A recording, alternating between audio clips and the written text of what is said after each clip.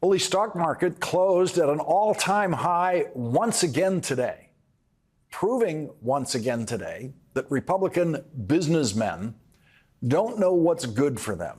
And yes, I'm using the antiquated term businessmen deliberately because the thinking of the people I'm referring to is antiquated.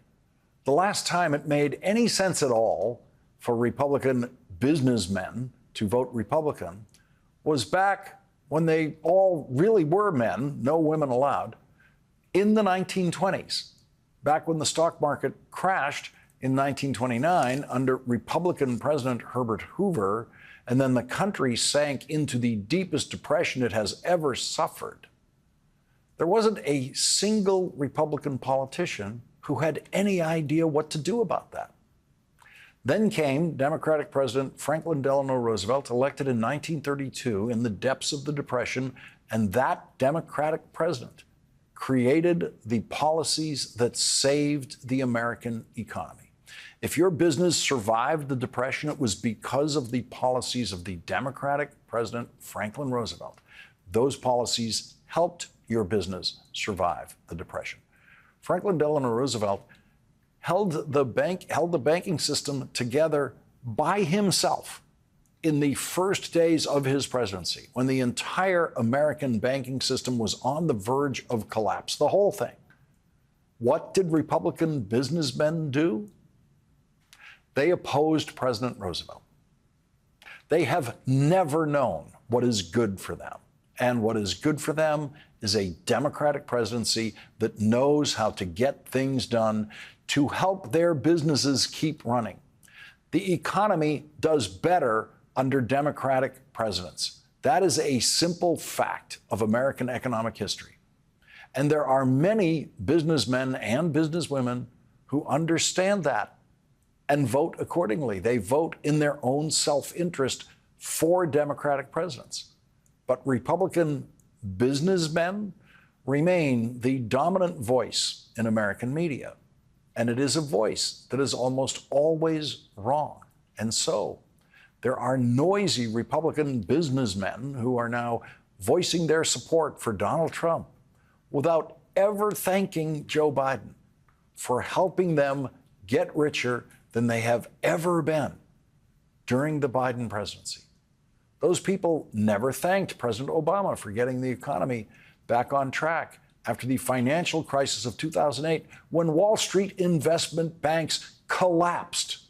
Those Wall Street investment banks collapsed in the final year of an 8-year Republican presidency. Those Wall Street bankers got fabulously wealthy beyond their wildest dreams during the 8 years of the Democratic presidency of Bill Clinton. And then some of them lost everything under the Republican presidency of George W. Bush.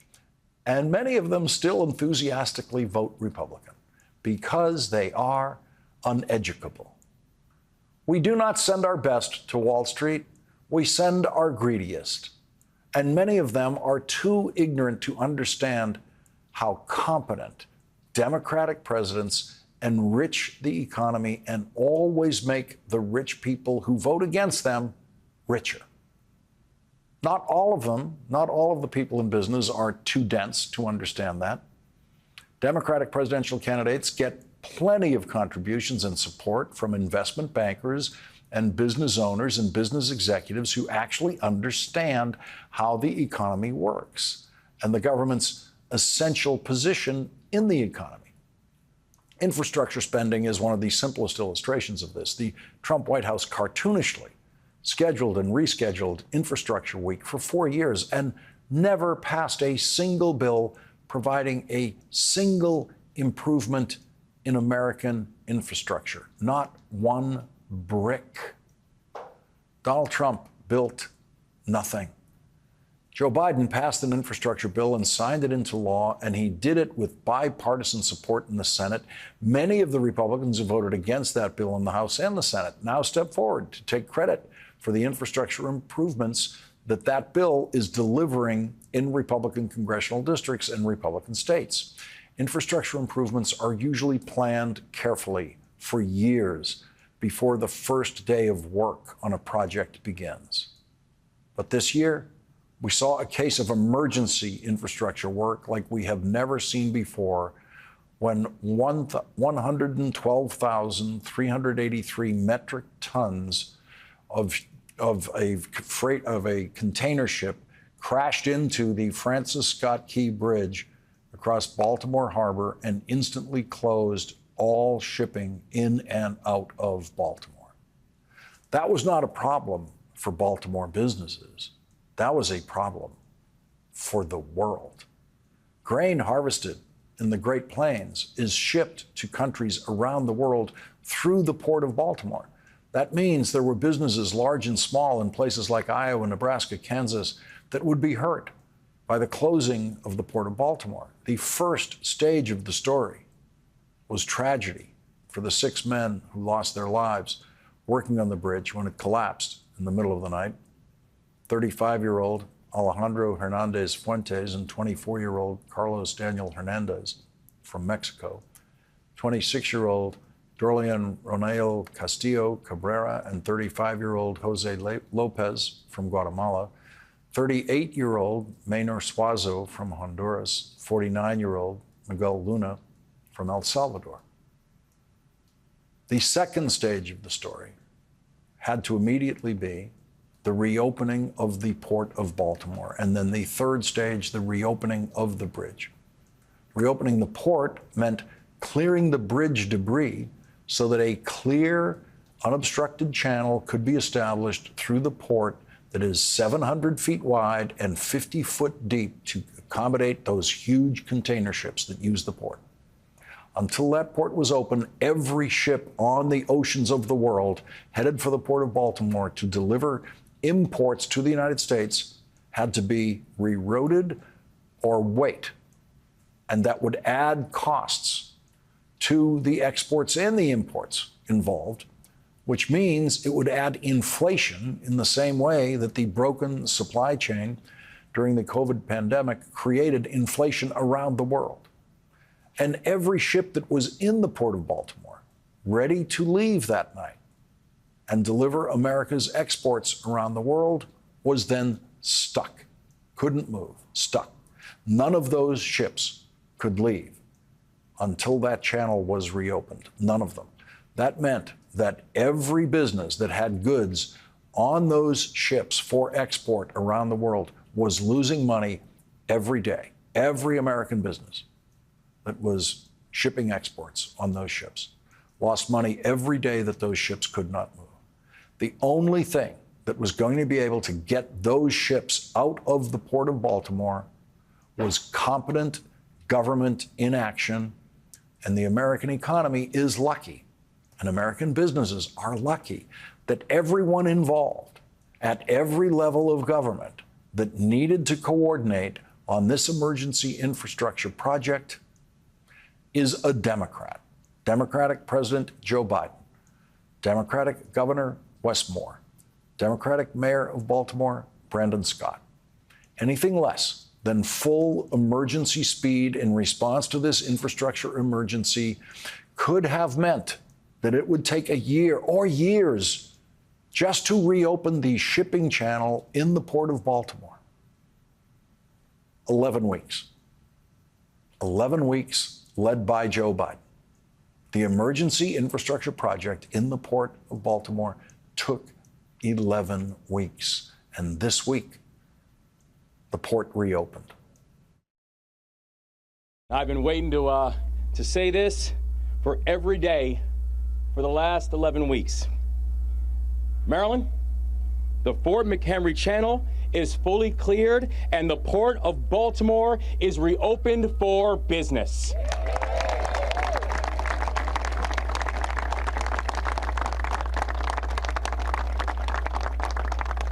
This would not have happened without our extraordinary partners in the Biden-Harris administration.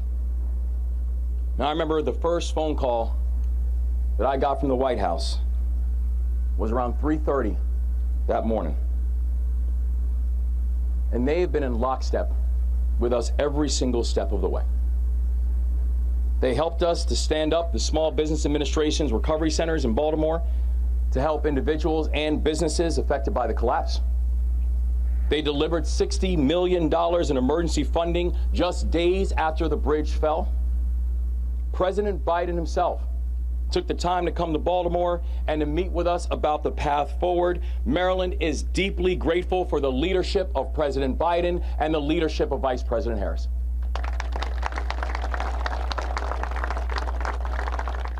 That was Governor Wes Moore at the Port of Baltimore today. There's another version of this story that could have happened. President Biden goes to Baltimore, promises to do everything that he can to reopen the port as fast as possible, and then he fails.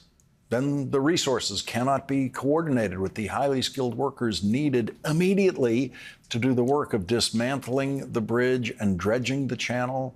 The workers and equipment ready to do this kind of specialty job aren't just sitting around waiting for emergency phone calls. Failure was more likely than success in this mission, in this timetable. Just ask Donald Trump, who did not build or rebuild anything during his presidency. If Joe Biden failed at reopening the Port of Baltimore, Republicans would be campaigning against him in November, saying he failed to do that. And Donald Trump, of course, would be promising to reopen the Port of Baltimore on his first day in the White House again. And Trump voters would, of course, believe that nonsense because they have proved they will believe anything. But that is not the way it happened. Joe Biden delivered on his promise. And when he did, he makes it look easy. And no Republican businessman is going to say, thanks, Joe. This is what winning and good government looks like. And most voters will never realize, most voters in the country will never realize how important Joe Biden's governing skills, including his emergency governing skills, are in solving a problem like this that no president before him has ever had to face. Joe Biden couldn't turn to anyone in the White House and say, how did Lyndon Johnson handle this? How did Ronald Reagan handle this? Joe Biden had to use all of his experience in government and his understanding of the region and the port's importance to the American economy to quickly figure out how to handle this.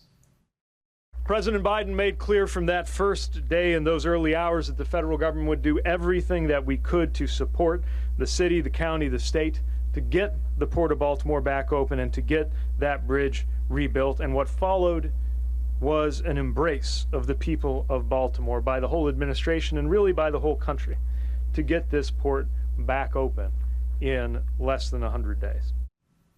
Being a Republican businessman means you never have to say thank you to the Democrats who save your business.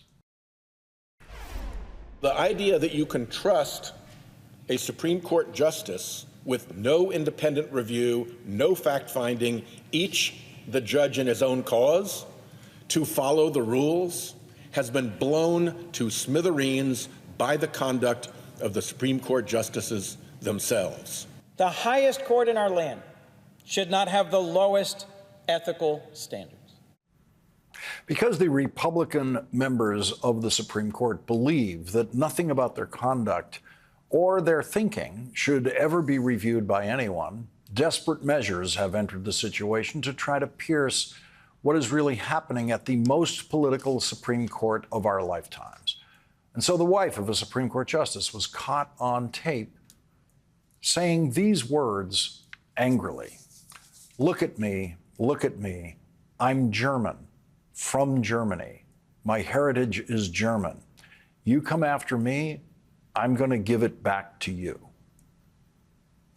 What could Samuel Alito's wife possibly mean when invoking Germany and being German to inspire fear in the people who, in her mind at least, come after her? Look at me. I'm German. I'm German. My heritage is German. You come after me, I'm going to give it back to you.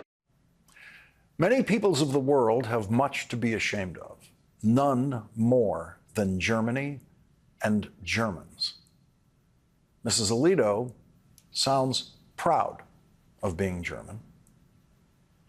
She's also proud of flying flags, and here's the flag that was used to express that specific pride, the pride of being German, beginning in the 1930s.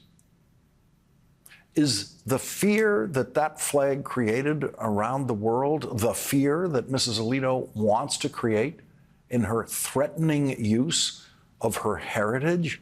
Look at me, I'm German, from Germany, my heritage is German.